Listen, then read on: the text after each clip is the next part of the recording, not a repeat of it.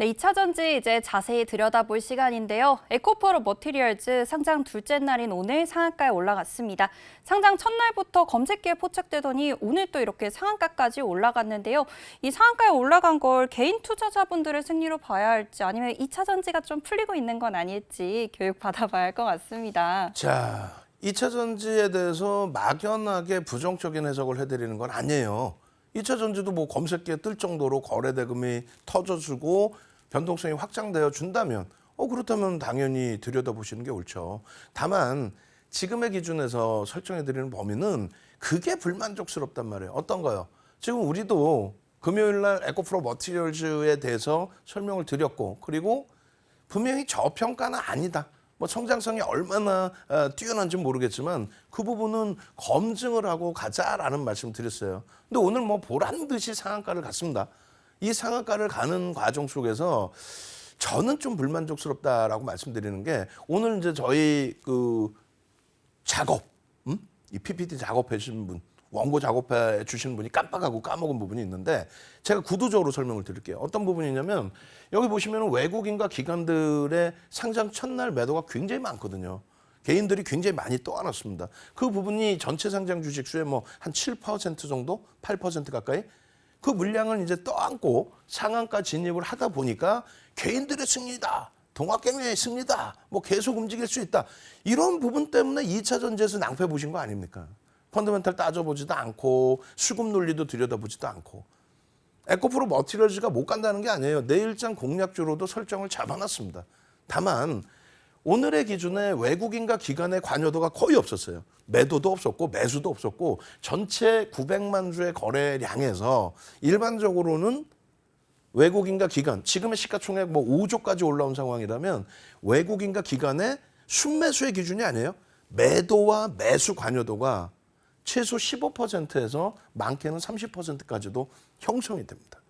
그런데 오늘 기준에서는 뭐 10%도 형성이 안 됐어요. 그러니까 무슨 얘기냐면 개인들에 의해서만 움직임이 나왔다는 거죠. 그렇기 때문에 그 부분은 꼭 주의를 하셔야 됩니다. 그래서 결론은 우리가 수급 논리를 놓고 볼 때 두 가지를 놓고 본다 그랬는데 하나는 메이저의 수급이냐 아니면 거래대금이냐예요. 오늘 거래대금 1위였죠. 뭐 갭상승이 크게 나오고 움직였으니까 거래대금 당연히 1위죠. 결론적으로 분봉입니다. 분봉 기준에서 1분봉이에요. 굉장히 짧은 구간이었기 때문에 나 이거 놓쳤어요 하시는 분들 그렇게까지 실망하실 필요 없어요. 내일 한번 놓고 도전을 해보시면 되는데 내일도 그냥 들어가는 게 아니에요. 그 교육받고 들어가셔야 됩니다. 첫 번째 기준이 1분봉이어서 쉽게 따라붙을 수는 없지만 상승인태 확인형 이게 뭐죠? 4대 천왕. 그렇죠. 우리는 이렇게 그냥 갑자기 질문 확 합니다. 여러분들도 놀랐어요. 누워 계시면 안 되고 바짝 앉아 계셔서 긴장하시고 들여다보실 수 있어야 돼요. 4대 천왕 캔들 뜨고 쭉 뻗어 올라가고 여기서 초록 색깔로 해드린 부분은 저걸 과연 하락의 범위로 설정을 해야 되겠느냐. 오히려 분할 매수 관점으로도 들여다볼 수 있는 굉장히 좁거든요. 1분봉이라서. 그리고 두 번째 기준에서 다시 상승 장악형 그리고 이 부분은 캔들이 작죠. 변동성의 크기가 좀 작다라는 얘기예요. 어찌됐든 바닥에서부터 4대 천원 캔들이 떠주고 나서의 흐름이고 마찬가지입니다. 5분봉 기준에서도 똑같은 흐름이에요. 일봉은 의미가 없잖아요. 금요일 날 상장이 되고 난 이후의 흐름이니까.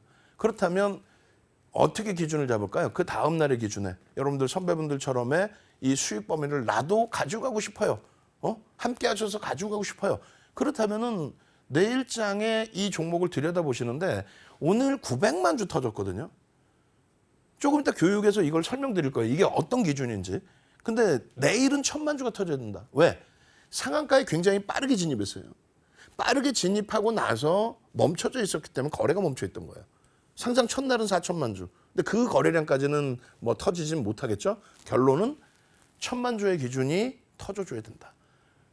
장 끝나고 1000만 주 확인할 수 없잖아요. 예? 장 중에 9시부터 해서 쭉 수식을 놓고 보셔야 되는데 그 부분은 조금 더 교육 통해서 보여드리고요. 그리고 에코프로 머티리얼진인데 에코프로나 이런 종목은 오늘 검색기에 떴습니다만 없잖아요. 기준 거래량에 사실은 조금 못 미칩니다. 그래서 내일 기준에 에코프로 머티리얼 정도의 변동성 매매예요. 추세 매매. 나 이거 갖고 가서 25년까지 갖고 갈 거야. 이건 아닙니다. 내일도 음봉이면 가지고 계신 분들 전량 차익 실현 혹은 뭐 시작되고 나서 꼬리가 달리든 어찌됐건 밀려 떨어지면 전량차익 실현. 이렇게 기준을 잡아드리겠습니다. 네, 오늘 상한가 올라간 에코프로 머티리얼즈 내일도 변동성 종목으로 확인해 볼 수 있는데 아무렇게나 들어갈 수 있는 게 아니죠. 우리 수급 논리도 확인해 보시면서 이 기준 거래량 교육 받으셔야지 들어가실 수가 있을 것 같은데요. 이 교육 받는 방법은 저희 이따가 캔들 교육에서도 진행해 드릴 거고요. 잠시 후에 나이사 종목 선정 시간에도 교육을 진행해 드리도록 하겠습니다. 오늘 끝까지 함께 해 주셔야지 받아가실 수가 있을 것 같아요. 그리고 우리 2차 전지 관련 종목들 중에서 우리 주식 1번지의 원픽 종목입니다. LG화학도 함께 봐야 할 것 같은데요. LG화학은 또 오늘도 강세예요. 코스피 시가총액 8위 종목인데 오늘도 장중 3%가 넘게 고점에 올라왔습니다. 정말 여러 번 교육을 해주셨던 종목인데 이렇게 또 올라온 만큼 한 번 더 교육을 진행해 주셔야 될 것 같아요. 자, 뭐 흐뭇하죠. 그러니까 LG화학도 지난해 종가 기준으로 따지면 지난해 종가 60만 원 대비 사실은 하락해 있습니다. 하락해 있다 할지라도 최근 들어서의 흐름에서는 바닥을 잡아주고 누구보다 방어를 해주고 있어요. 그래서 우리가 매일매일 교육할 때마다 LG화학의 기준은 포트폴리오에서 꼭 같이 들여다보자. 그리고 변동성이 확장되려면 LG화학은 최소 50만 주가 터져야 된다. 자꾸 거래량이 이렇게 나오는데 이거 어떤 기준일까요? 라는 기준인데 저 부분 나중에 다시 설명을 드릴 거예요. 20일 날에도 이렇게 분명히 올려드렸죠. LG화학에 대해서 50만 주. 근데 사실 오늘 50만 주 거래량은 터지진 않았습니다. 다만 그렇게 됐을 때는 5MA, 20MA 거래량을 들여다보면 돼요. 최근 들어서 여러분들과의 약속 지키기 위해서 제가 주말에도 뭐 21시부터 23시 그 사이에 온라인상에서 추가 교육을 해드려요. 길게 해드릴 때 뭐 6시간씩. 장이 안 좋으면 더 길게 해드려요. 오늘도 분명히 해드릴 겁니다. 그래서 여러분들이 오늘 방송 끝나고 나서도 교육을 계속 받으셔야 돼요. LG화학의 기준은 저평가 상태가 아니에요. 화학주들의 기준에서는 일반적으로 PER이 화학주의 기준은 4배에서 6배에서 움직입니다. 근데 지금 이렇게 보면은 굉장히 높은 거예요, 사실은. 그리고 PBR도 마찬가지입니다. 보통 4배에서 0.4배에서 0.6배 요 정도 사이에서 움직입니다. 그러니까 지금 뭐 저평가라고 논할 수는 없는데 다만 양극재에 대한 부분이 포함되어 있다라는 거죠. 그래서 성장성에 대한 부분이 있기 때문에 물적 분할하기 전 기준에서는 이제 화학업종 기준에 하나솔루션의 태양광 그리고 LG화학의 2차 전지 이 부분이 일반 석유화학 업종군들 대비해서 PER이나 PBR이 높은 이유가 됐었습니다. 그리고 실적 부분이 굉장히 강해요. 실적 전망치가 대단합니다. 그래서 전체적인 우리나라 시가총액 10위 안에 들어와 있는 또 20위 안에 들어와 있는 종목 중에 지금 25년까지의 영업이익 전망치 순위가 5위예요, 5위. 올해도 그렇고 내년도 그렇고 내후년에는 4위까지 치고 올라옵니다. 이 정도의 실적에 대한 모멘텀이 충분히 있다. 2차 전지에 연동돼서 뭐 주가 조정 폭이 좀 나왔었지만 그 부분에 대해서 실질적인 실적 범위는 충분히 가지고 가고 있다. 10월 달에도 양극재 관련된 내용의 공시가 있었고요. 그리고 11월 달에도 여러 증권사에서 지금 계속해서 이제 나오고 있죠. 그러니까 양극재면 양극재, 그리고 석유화학 업종의 기준에서는 또 석유화학 업종. 이 부분에 대한 실적 개선폭을 지금 현재는 뭐 굉장히 크게 기대하고 있는 거죠. 그리고 나와주고 있습니다, 실적이. 그래서 일단은 어찌 보면 이제 반쪽짜리 2차 전지네 이렇게 생각하실 수 있는데 저는 그렇게 생각하지 않고 화학 업종이든 어느 쪽이든 실적이 뒷받침되어 있는 종목이다. 그리고 실질적으로 2차 전지의 랠리는 2020년도죠. 2020년도에 미국의 대선 기간 동안에 전기차에 대한 육성. 그 부분 때문에 시가총액 그 당시 7위에서 몇이요? 3위까지 올라온 겁니다.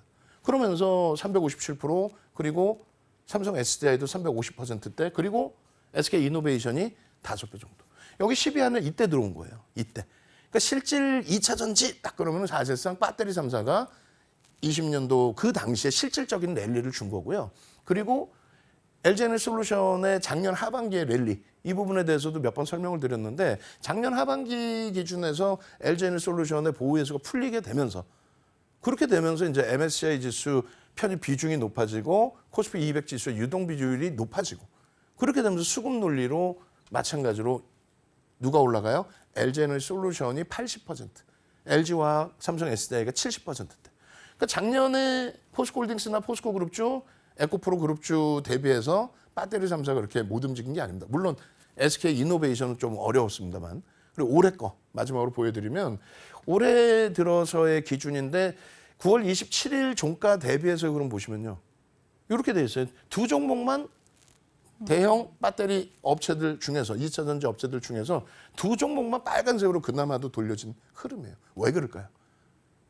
굉장히 강력한 흐름으로 진행이 되고 있다라는 거죠. 하방을 잡고 그리고 2차 전지 이외의 실적 범위에 대한 흐름도. 결론은 어떻게 돼 있어요? 지금 요 자락에서 놓고 보실 때 캔들 크기가 완전히 채워지지 않은 흐름이었거든요. 월봉 기준에. 지금은 장악형으로도 넘어갈 수 있고 앞으로 남은 기간 동안에 거래도 수반될 수 있다. 그렇게 된다면 굉장히 탄력적인 가격 반발력의 기준도 형성될 수 있다. 그래서 우리는 탑픽 종목을 반쪽짜리의 기준으로도 해석하고요. 2차 전지 언급이 나온다면 무조건 LG화학에서 좀 편안하게 전략 꾸리시고 대처하시라고 그렇게 말씀드리겠습니다. 네, 2차 전지 종목 LG화학까지 살펴봤습니다. 우리 그렇다면 이제 다음 시간에는 어떠한 종목들이 나이사 종목으로 선정이 되었고 또 우리가 계속해서 볼 수 있는 나이사 종목은 어떤 건지도 확인해 봐야겠죠. 저희 노란톡방 입장하시는 방법 화면을 통해서 확인해 보고 돌아오도록 할게요.